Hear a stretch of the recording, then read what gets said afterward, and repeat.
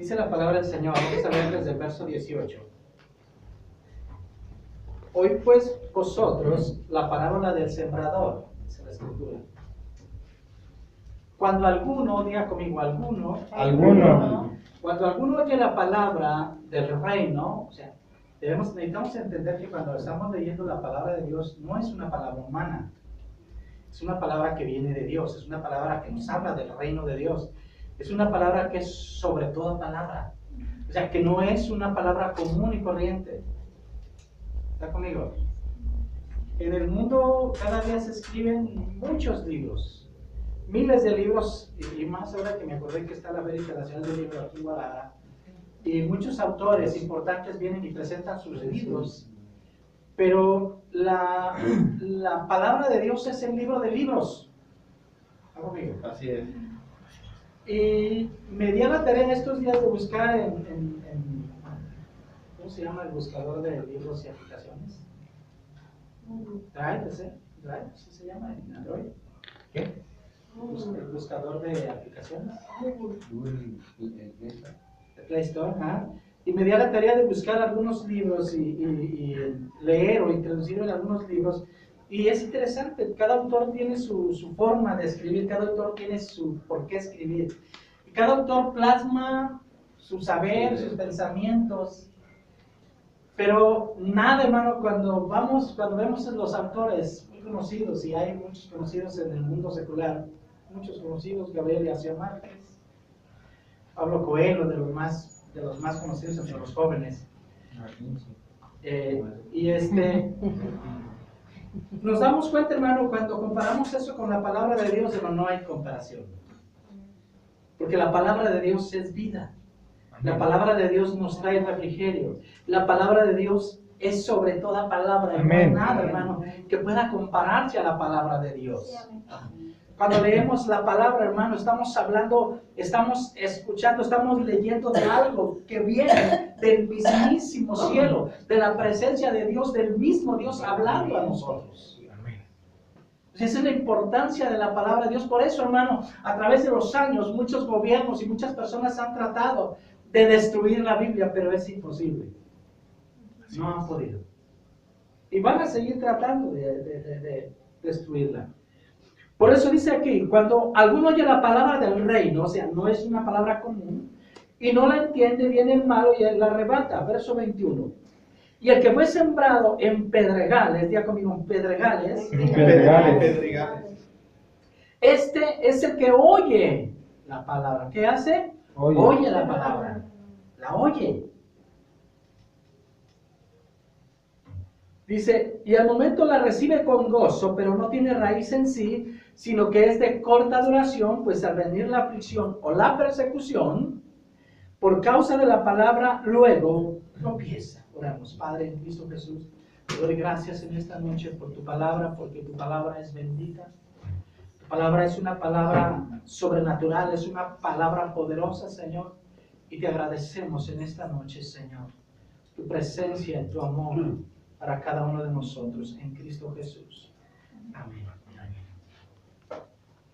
Bien. Vamos a hablar acerca hoy de los de sobre la piedra. Es el tema en esta noche. Los de sobre la piedra.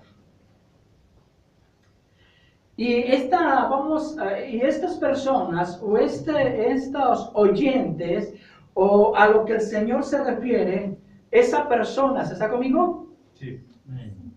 Esas personas, hermano, no son cualquier persona. Son personas que han oído la palabra de Dios. Son personas que se les ha predicado la palabra de Dios. Son personas que han escuchado, que han leído la palabra de Dios. Quiere decir que no son cualquier persona. Amén. La Biblia dice que el sembrador, un poquito atrás dice que el sembrador salió a sembrar la semilla, la palabra de Dios, y alguna cayó específicamente sobre las piedras, sobre el pedregal. La piedra significa algo duro. Diga conmigo, algo duro. Algo duro. Gracias. ¿No lo puedes decir más fuerte? Algo duro. La piedra significa algo que no da fruto. ¿Está conmigo? salvo sus excepciones, ¿verdad? De repente hay pequeños orificios en las piedras que luego por ahí nace una plantita, pero es muy raro. Amigos, por más que usted ponga una piedra y la riegue, no va a dar fruto. Y que la ponga al sol y la cuide, y le ponga abono, ¿ah? Y que le ponga su fertilizante, no va a dar fruto. ¿Está conmigo? Entonces lo que el Señor está tratando de hablar acá es acerca de dos personas. Primero el sembrador. El sembrador salió a sembrar. Pero hermanos, la palabra de Dios nos habla entonces que sembró sobre el pedregal. Quiere decir entonces que aquellos de corazón duro también tienen una oportunidad. Quizás el corazón, hermano, quizás la piedra también simboliza el corazón del ser humano. Pero aún los de corazón duro, también Dios les da una oportunidad de que se arrepientan. Dios les da una oportunidad que por medio de la palabra, hermanos, reflexionen de su camino, reflexionen de su vida, hermano, y den fruto. Porque Dios está esperando fruto de nosotros. ¿Sabía usted eso? Sí. Ahora, vamos a analizar entonces el pasaje. Dice, el que fue sembrado en pedregal, este es el que oye la palabra. Diga, oye la palabra. Es el que oye la palabra. Es decir, que estuvo en el lugar donde se predicó la palabra. No tiene excusa. No hay excusa. No podemos decir en aquel día, Señor, a mí nadie me habló. A mí nadie me dijo. Yo pensé, hermano, porque dice la Escritura aquí, que oye, es el que oye la palabra, perdón, y al momento la recibe con gozo. Ahora, la pregunta en esta noche es, este tipo de personas que oyen la palabra, pero si vamos a leer todo el verso 20 y 21, dice, el que fue sembrado en pedregal, ese es el que oye la palabra y al momento la recibe con gozo. No dice, escuche, primero no dice, parece que la recibe con gozo, parece que tiene gozo al recibirla, sino que dice, la recibe con gozo. Así es. Ahora, ¿qué pasa con ellos? Ve lo que dice más adelante. Pero no tiene raíz en sí, sino que es de corta duración, es decir, por algún tiempo. Es de corta duración, pues al venir la aflicción o la persecución por causas de la palabra, luego tropiezan. Es decir, este tipo de personas, hermanos y personajes, y estamos hablando de las advertencias del Nuevo Testamento, este tipo de personas, hermanos, recibieron la palabra, oyeron la palabra, la recibieron y tuvieron gozo.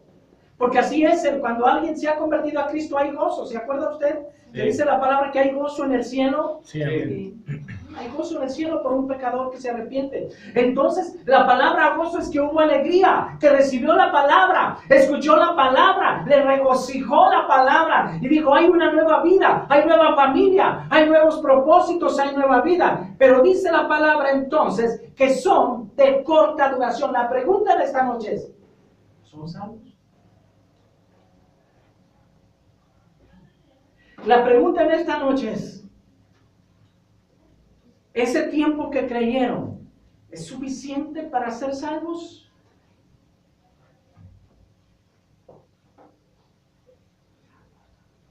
Muchos hermanos se dan por vencidos porque dice la palabra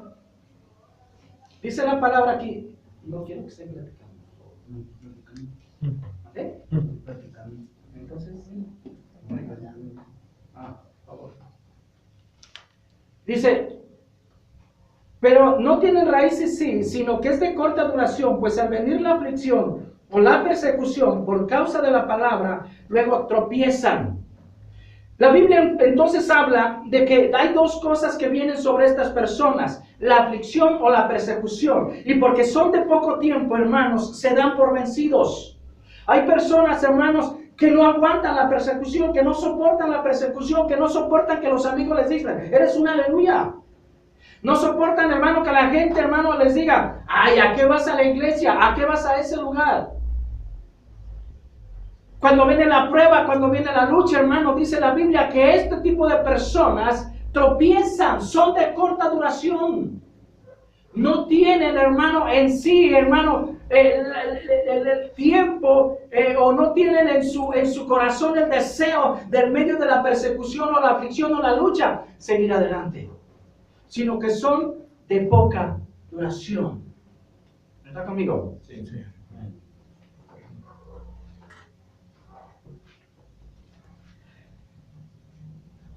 Otros, como dice la palabra de Dios, son de corta duración, tuvieron un inicio brillante del Evangelio.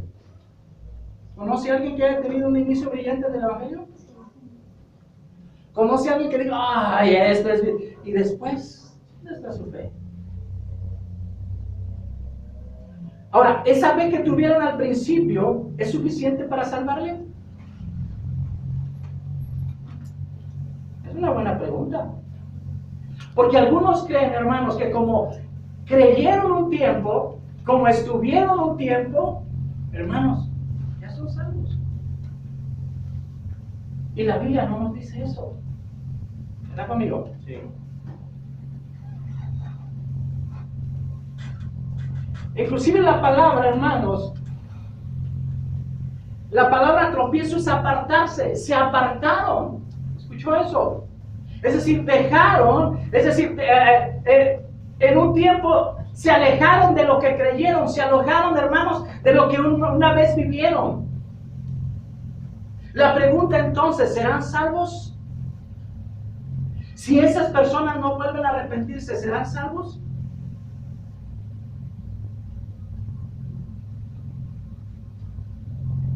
Y de repente, hermanos, hay doctrinas y hay gente que cree que una vez que hizo una decisión una persona, independientemente de lo que pase, esa persona puede ser salva. Es una doctrina, es una corriente. Porque han creído. Sin embargo, hermanos, el problema en este punto, hermanos, es que la fe que tenemos no es una fe estética. No es una fe fija, sino es una fe, como vimos el otro día en el libro de Santiago, ¿se acuerdan?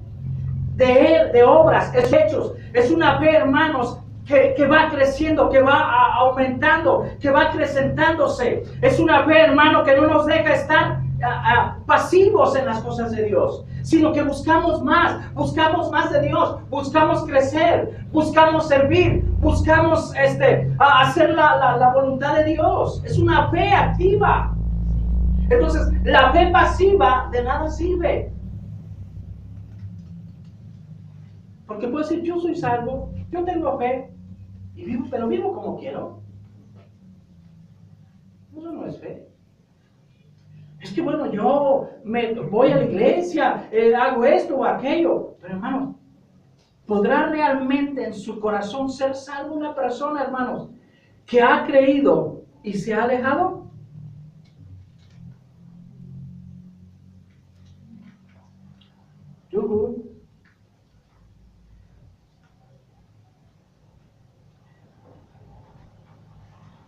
Dice el verso 21. Pero no tiene, diga conmigo, no tiene raíz. No tiene raíz. No tiene raíz. Es decir, cuando una persona, hermano, se convierte a Cristo la semilla está sembrada, hermano, y la recibe con gozo, pero cae sobre piedras, no puede dar fruto. Necesita, hermano, la raíz. Todo fruto, toda planta necesita la raíz. ¿Está conmigo? Sí. La raíz es la base de un árbol, la raíz es la base del fruto, la raíz es la base, hermanos, de que la semilla o el fruto, hermano, dé precisamente eso, fruto. Se ocupa la raíz, dice la Biblia, pero no tiene raíz. No tiene raíz. La raíz es lo que da vida. La raíz, hermano, es lo que alimenta. Por la raíz, hermano, se empieza a alimentar. Hay gente que está en el Evangelio, pero ni lee la Biblia, ni ora, ni va al servicio, vive como quiere, hermano. Pero no, hermano, no tiene una raíz, algo que le dé vida, algo que se nutra. Hay gente que solamente escucha la palabra de Dios los domingos. Y no, hermano, tienes que leer la Biblia, tienes que alimentarte, tienes que buscar la presencia de Dios en tu vida. La pregunta entonces es contestada, tropieza, no hay raíz, no hay fe. No puede una persona, hermano, que alguna vez creyó y volver a los caminos, hermano, ese corto tiempo, no puede, hermano, ser salvo. Así es. ¿Está conmigo? Sí. En el reino de Dios, hermano, mucha gente, yo he hablado con algunos hermanos, con algunas personas, y no entienden el concepto del reino de Dios, no entienden la importancia del reino de Dios. No entienden, hermano, que el reino de Dios requiere, como Eliseo, hermano, cuando Elías le dice, ¿sabes qué necesito? Que vayas y unjas a Eliseo. Y dice la Biblia que cuando pasó Elías enfrente de Eliseo, le lanzó el manto. Y Eliseo, hermano, estaba con 12 yuntas de bueyes trabajando su tierra. Y dice la Biblia que inmediatamente siguió a Elías. ¿Pero qué hizo para seguir a Elías? La Biblia dice que mató sus bueyes. Y muchos de nosotros, hermanos, estamos todavía atados atrás. Hermano, decimos, ay, mis bueyes, ay, mis arados, ¿qué voy a hacer sin mis bueyes y mis arados? Y Eliseo, hermano, sabía que lo que le iba a estorbar tenía que destruirlo y entregárselo a Dios. Y él regresó, por eso le dice a Elías, oye, Elías, déjame, voy y me despido. Dice Elías, ¿sabes qué? Pues, el llamado es de Dios, ¿a mí qué me dices? Hay gente que me dice, oye, hermano, no, Dios te llamó.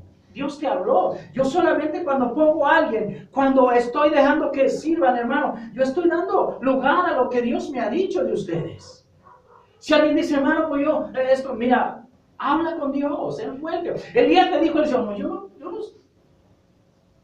no sé, tú habla, arréglate con Dios. Él me dijo que pasara y que te ungiera, pero de aquí a que yo te tenga que autorizar cosas, yo no lo soy.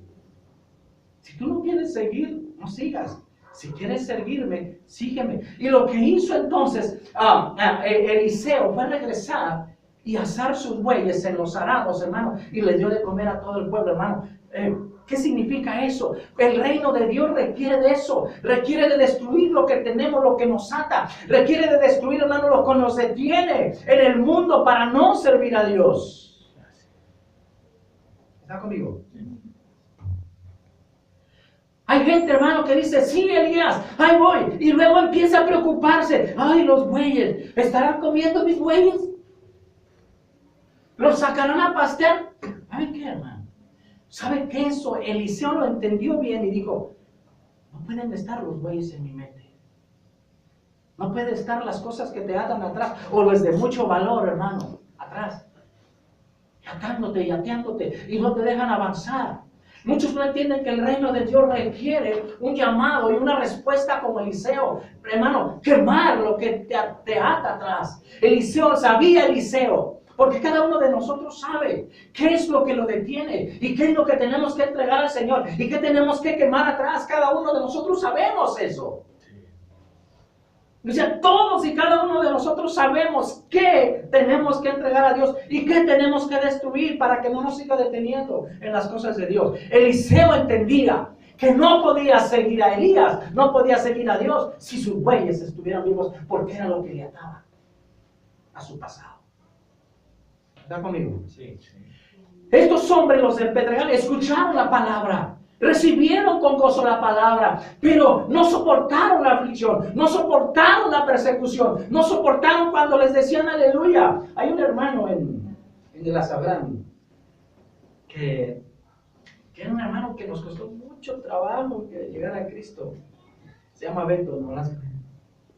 Ay, ese hermano. Iba y hacía preguntas cada vez que íbamos a predicar allá. Hasta que Dios lo tocó, hermano. Pero él no eran los que levantaban la mano, no, sino una fe real. Si tú lo veas en el servicio, él aplaudía, pero parecía una persona real. Hermano, pero daba un testimonio. En su face está como Nolasco, el aleluya. Así se pone él.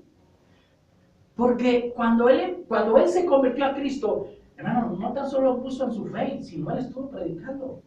Y en todos lados estuvo predicando. Y en todos lados estuvo hablando. En todos lados daba testimonio de su nueva vida en Cristo. Y en todos lados él decía, soy un aleluya. Porque o sea, ya te convertiste en aleluya. Y él decía, soy un aleluya. Y por eso en todos lados Él se presenta como Nolasco, el aleluyo. Gloria a Dios. ¿Está conmigo? ¿A usted lo conoce? A los hermanos de hermano Beto, el más duro para él. Entonces, la Biblia dice de estas personas, hermanos, de estos personajes que escucharon la palabra de Dios, quizás tú estés aquí en esta noche, escuchando la palabra de Dios. Pero estés más perdido que nada. ¿Está conmigo? La pregunta, si podemos contestar la pregunta, es que la fe no es inmóvil. Estos hombres tuvieron fe, estos personajes tuvieron fe. Pero, hermano, llegaron al lugar, vinieron las pruebas, vinieron las aflicciones y no soportaron las aflicciones. Yo conozco mucha gente, hermano, que cuando se convirtieron a Cristo le venían un montón de problemas. Y dijeron, no, ya no voy, hermano. Es que ¿sabe por qué? El problema no son ellos, el problema es que los evangelizadores les presentaron un evangelio bien sencillo, bien fácil. Y les dijeron, todo te va a ir bien. Dios te va a sanar, a prosperar. Algunos están como el que está en la cruz. Señor, ¿eh? Bájame y te voy a creer. No, cree así como estás. Ya nos dijo, no, mis problemas se van a acabar. Mi situación va a ser diferente. Voy a ser bien feliz y contento. Hermano, aquel hombre, aquel ladrón que fue crucificado con Cristo, dijo, Señor, acuérdate de mí cuando vengas en tu reino. Dijo, bájame de aquí. Qué fácil hubiera sido, ¿no? Bájame. Quítame de aquí, si de veras. A ver, yo ya creí.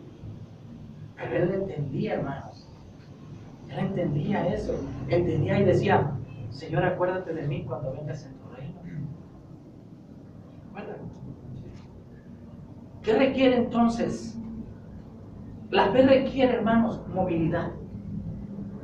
La fe requiere entonces, hermanos, estar activos. La fe requiere, hermanos, movernos a un lugar donde tengamos raíces. ¿Está conmigo? Raíces. A lo mejor estás en la comodidad, muévete en la palabra de Dios. Ve a predicar la palabra de Dios a las calles. Toma un estudio bíblico. Toma un libro, compra un libro cristiano, lea un libro cristiano. Si yo preguntara en esta noche, ¿cuántos en este año leyeron un libro cristiano? No me Biblia, que también de ninguna manera va a ocupar el lugar de la Biblia, ¿no? Pero ¿cuántos de ustedes tuvieron un libro cristiano en su mano y la leyeron en este año? Necesitas echar raíces. El problema de estos personajes, el problema de estos, es que no tenía raíz. Porque si hubiera venido, hermano, con raíz, si hubiera venido la aflicción, hermano, hubieran permanecido. ¿Está conmigo? Sí. Pero ¿qué pasa, hermanos? No tenemos raíz. Por eso no damos fruto. No tenemos raíz, hermano. Por eso es que estamos muchas veces sin vida. ¿Está conmigo? Sí. Nosotros somos responsables de la fe que tenemos. Anótele ahí. Nosotros somos responsables de la fe que tenemos. Porque dice la Biblia en Romanos que a cada uno de nosotros se nos ha dado una medida de fe.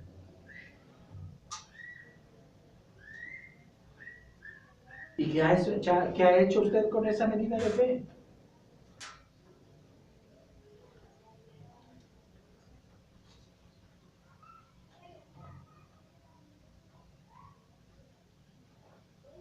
En Primera de Tesalonicenses, capítulo 3,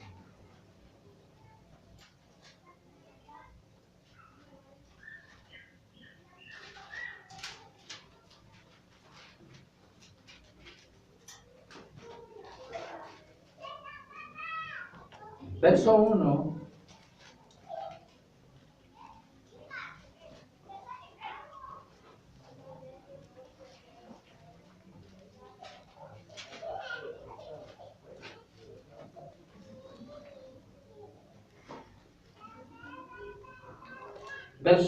capítulo 3, verso 3 en adelante.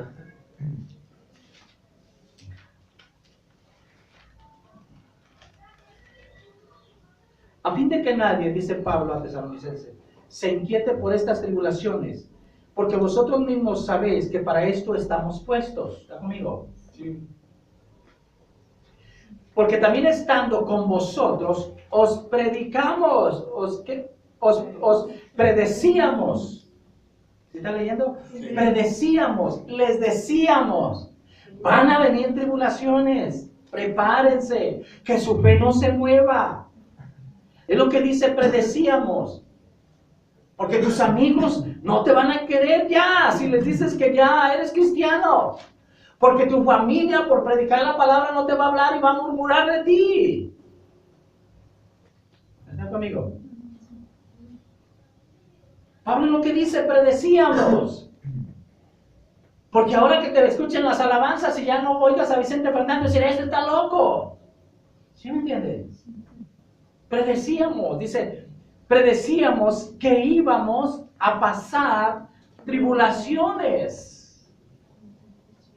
Y eso, hermano, todo creyente debe de saberlo. Y a veces, hermano, cuando vamos creciendo en el Señor, cuando vamos caminando en el Señor, las tribulaciones ahora nos van a fortalecer, van a tener un propósito. Si entendemos, hermanos, si entendemos y no nos vayamos y no tropezamos, entendemos que Dios va a utilizar los problemas y las circunstancias para nuestro crecimiento espiritual. ¿Está conmigo? Sí. Pero dice la palabra, os predecíamos.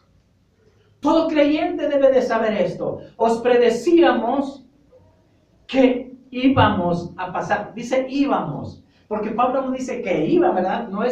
Él no se iba a hacer un lado. Dice íbamos.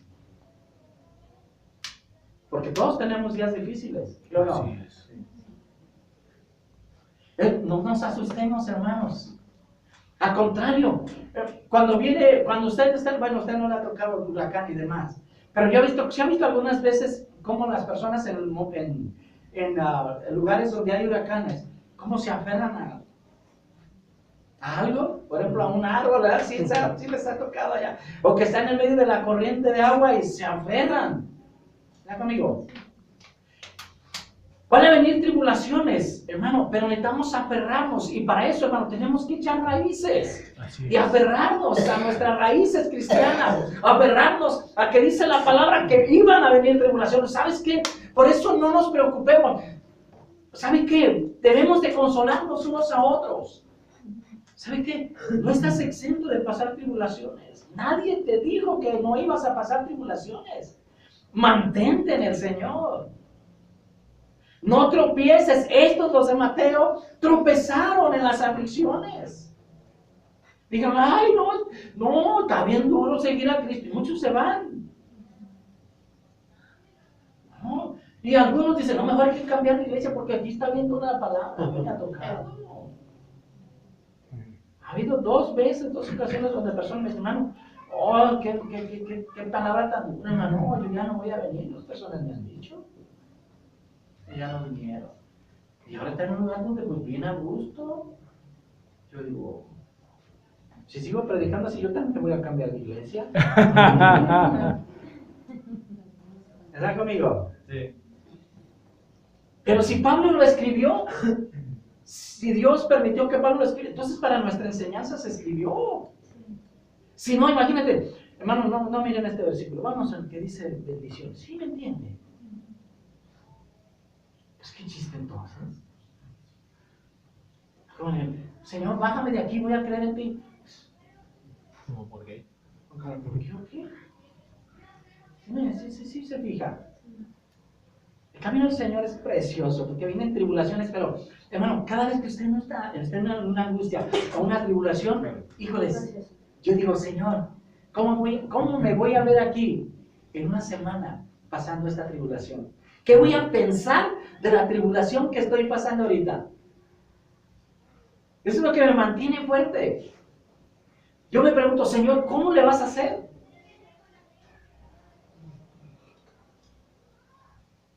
¿Sí me entiendes? ¿Sí me entiende el pensamiento que debemos de tener como creyentes? O sea, sí está bien difícil, pero Señor, ¿cómo le vas a hacer? ¿Y cómo voy a ver yo cuando esté adelante cómo manejaste esa situación? Hermano, han pasado tantas situaciones difíciles en mi vida que yo me pongo a orar. Y hay una confianza de Dios y Dios me dice, vas a ver lo que yo hago atrás. Y esto lo vas a ver más adelante, cómo yo lo solucioné de una forma sencilla. Pues Dios es bueno. En todo tiempo. ¿Sí me entiende entonces? Amén. Pues esto es el camino. Pues no echaron raíz. Dijeron, pues no, acá la vida está bien fácil, la vida cristiana. No requiere sacrificio. Lo único que requiere pues es estar bien con el pastor, con el líder. Pero hay que estar bien con Dios. ¿Está conmigo? Sí. Con lo cual también estamos, verso 4, porque también estando con vosotros os predecíamos que íbamos a pasar tribulaciones como ha acontecido. ¿Cómo qué? Como Ha acontecido. Es decir, ya pasaron algunas. Y los israelitas, hermanos, cuando veían las, ¡ay, Señor! Pero se les decía, oh, ¿sabe qué le molestaba tanto a Dios? Que habían, dice la Biblia, habían visto sus obras. Y aún así, lo que estaba pasándole por ahí, no creían que Dios les iba a ayudar. Eso era, hermano, lo que a Dios le molestaba, que habían visto cómo se había movido atrás. Y en medio de la tribulación, pues está